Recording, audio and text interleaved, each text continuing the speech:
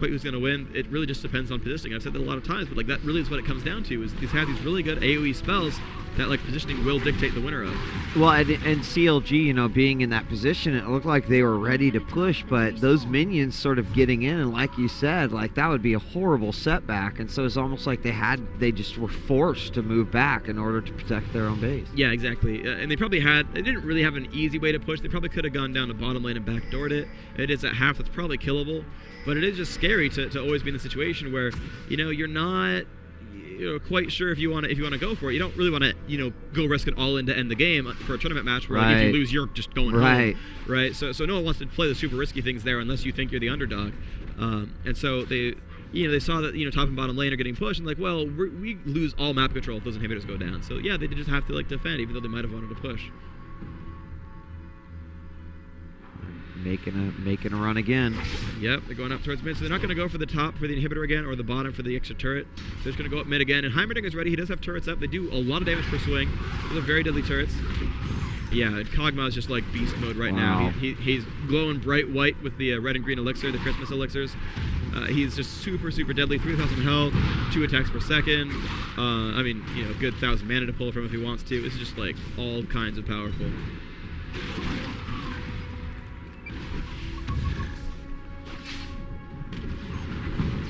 So they're putting the tanks in front. Kog'Maw's kind of in the middle. He's a little bit too close to the front, but he's going to be okay. The front minions out. Post down Araragi. Now a lot of damage there. It doesn't really matter that he went for him. Dodges the grenade nicely there. And yep, they're up to the main base. And that super minion will tank that turret for quite some time. Now, I don't know if they're just trying to hold him in the base, like run away and Baron or something, but they're not quite initiating where I might have thought they would. I know all the ultimates are up, so it can be go time at the drop of the hat. It's not happening just yet. But they're certainly both people must be ready for like this final confrontation that will end the game. Kobe's turtle shell goes down, but he can refresh that no problem. And yeah, they're just kind of poking at each other. They really are just poking, and that's the main thing. And seriously though, top and bottom minion waves are big, so they're pushing up themselves. So these guys can just group up to a turret and just like, oh surprise, we're pushing somewhere that you didn't expect, and they're holding in their base so that they can allow themselves to do that, which is really, really important. And Baron should be spawning in about a minute as well. So they are backing off. They're going to take some of these neutral camps. Unfortunately, Lizard has not spawned, but neither has Dragon, actually. But yep, there we go. They've moved to top. Now, Annie put some damage output there, so those minions aren't going to last long. But yeah, there's the big push at bottom. And I don't think it'll die to just minions. I think it's a little bit too durable. But they really kick over that turret. Oh, but they're going for top.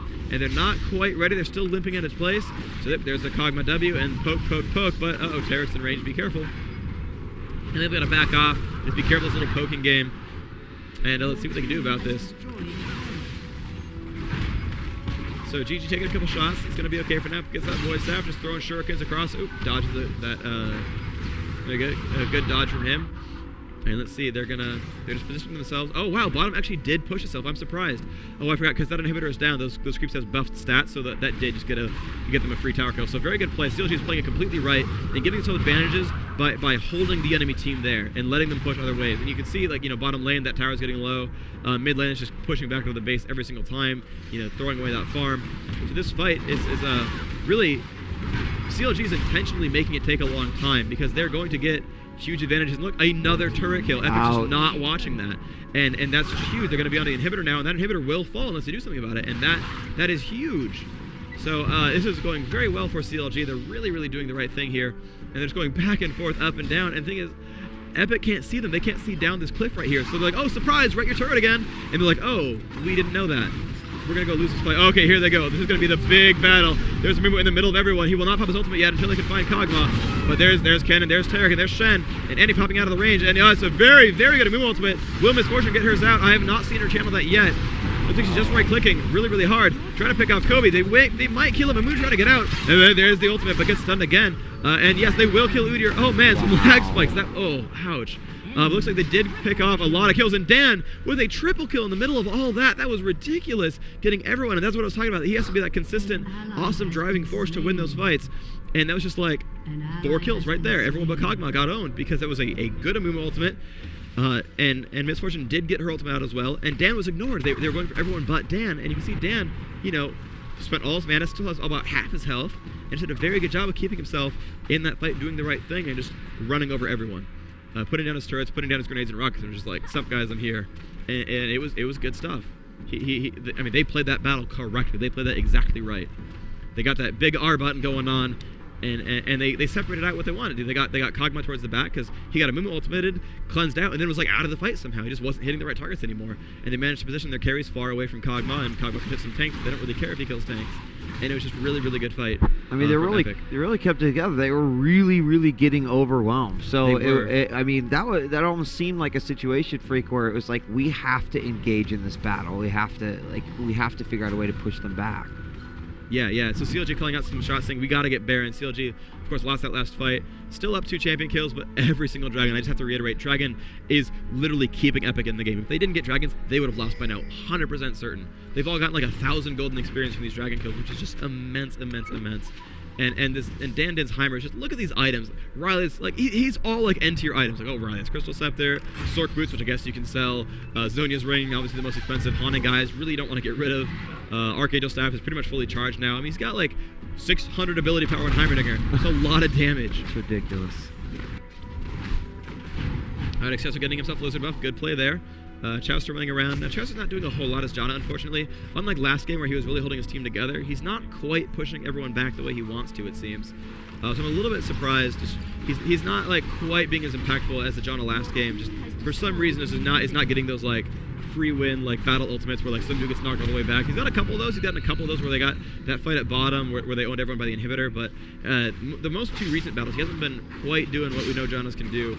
A lot of Banshee's Veil, very good defensive choices here from CLG, but they're not getting the position that they want. And it really, every fight has come down to like, oh, you didn't position correctly, or you didn't position correctly. And it's every single time it's that. It's really like, Team Epik is really relying on AoE. Heimer not so much, but like Annie, Amumu, and Misfortune are the 3 main heavy hitters, and they are all AoE champions. Whereas, Elements, Kobe, Kog'Maw, all these guys, they're all single target specialists. And so if you got the, where they got Baron the first time, where they split them up to 2 and 3, right, those are easy fights.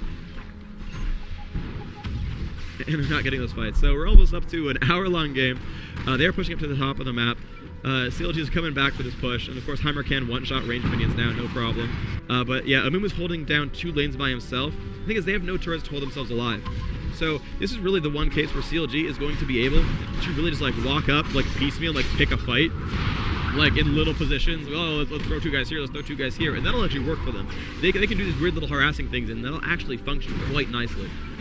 Whereas Epik must group up, and with Amumu really on base guarding duty, that's difficult for them. It's gonna be very, because the second Amumu leaves, they'll lose this turret. They'll lose the turret the second Amumu goes to fight a team fight. And they're onto the inhibitor, and CLG, unless they like royally screw up, I don't see them losing this fight. They're in such good positioning. And there's a nice little stun, but Janna has the Guardian Angel. It doesn't really matter if they kill her. Banshee's all back up, gets killed by Heimerdinger. Trying to drop that down off of Annie, won't quite do that. See, everyone running Banshee's Veil, a lot of Guardian Angels as well. Excessive is pretty beefy now, probably going for a Bloodthirster at this point. 270 damage is really, really nice. I'm surprised he has no Green Elixir. I would have really definitely gotten one as him. But oh, that bottom turret now has gone down. This is getting so close to a Nexus death. CLG now has gotten all the inhibitors down. This is very, very close to an endgame scenario, but oh, this is so smart. They're going for Baron, and Epik cannot stop them. If Epik leaves to stop them, they lose their base. Yeah. Hands down, their base is gone. So this is like the ace in the sleeve. This is, to guarantee victory, they go after the Baron, they get the buff, and then they make the final blow. This is, if CLG loses, I'm surprised. Like they have, but they're not doing the right thing. They're not keeping Baron aggro, so they don't have him revealed, and I guess they push the lane downs a little bit, and Epic's like, yo, dog, we gotta gank him. And they do have wards, right? So CLG has wards, so they knew Epik was coming. But oh, this is gonna be brutal. This is not gonna go well. Aragi's gonna get owned right here. But I don't know. I mean, they might get Baron. No, CLG got Baron. Oh, Amumu pops the ultimate, and Misfortune doesn't get enough of her ultimate off. Like, he just didn't get the entire thing off. So I mean, they're just in really bad shape, and Aragi going to get owned. And so they have Baron. They have an extra champion kill, and there's super creeps on top of the turret. Like, this is so bad for them right now. They couldn't quite get that kill. And very good play by CLG to come back and make sure that, okay, well, they might go for Baron. Let's make sure we get this. And very good job by them last hitting it. But this is CLG's game. I mean, Dan's going to put out some really good damage. You can see a lot of them are quite low, but yeah, he's got a flash over the wall. Annie's got a flash away as well, but they're still coming in strong, and this is going to be so deadly. And they're all in range. That turret's down to about half. Yes, inhibitor respawning went back down. And this is a dead inhibitor.